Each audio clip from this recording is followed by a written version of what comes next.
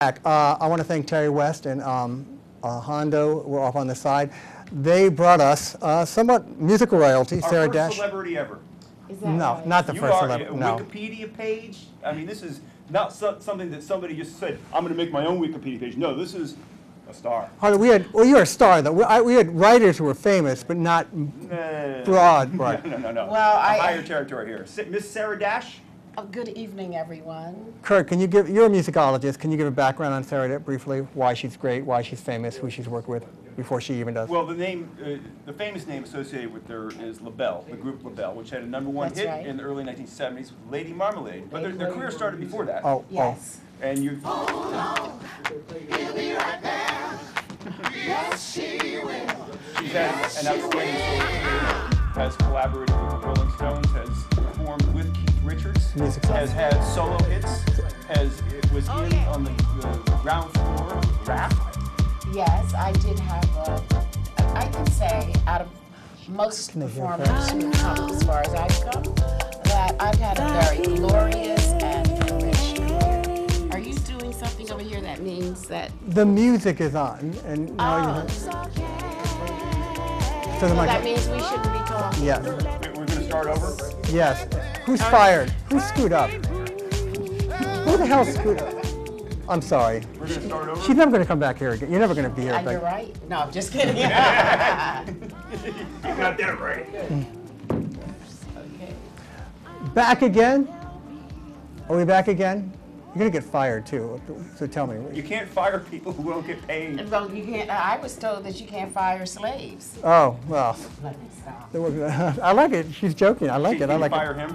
No, but I don't want We have here a genuine celebrity, I know when I'm ready to Miss talk. Sarah Dash, I'm moving away, I think. founding member of Labelle. Good evening, and how are my spectacular men here this evening? Discombobulated. I'm a little chagrined. I've made some mistakes. I don't think I read your bio. I memorized the talking points, and I'm screwing up. So I want Kurt Moore to lead this interview. Best idea you've ever had. Okay. No, she was performing a #1 hit in the early '70s, Lady Marmalade, in Madison Square Garden appearances. Yes. Wear Some Silver. Wear Something Silver. We made a landmark appearance at the Metropolitan Opera House. Wow. We are in the National Archives of the Metropolitan Opera House, being the first black and only females at that time in the rock and R&B genre to appear there.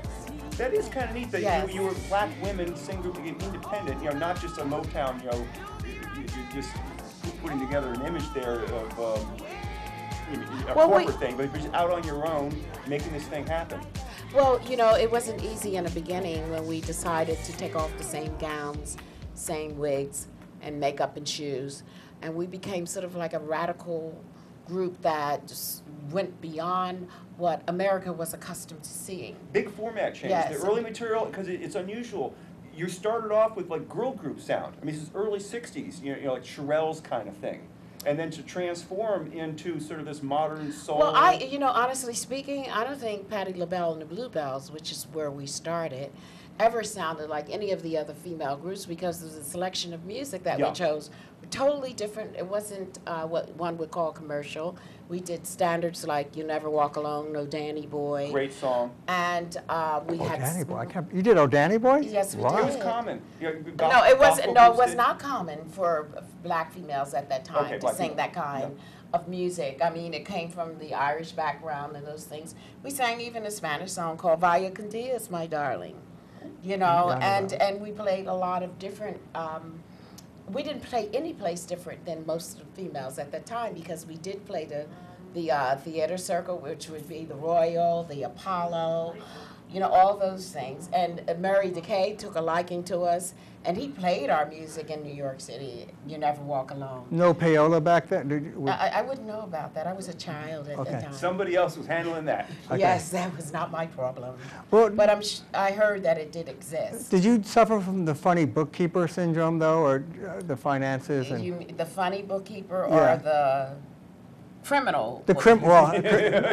She's very blunt. Let's not mince words. Trenton born. Well, Yeah. I think everyone should be honest in how you approach things because Okay. there's some people listening and they want to know the truth. Okay, criminal. You know, I mean, there was some crafty bookkeeping done. Of course, it came with the knowledge of what we knew.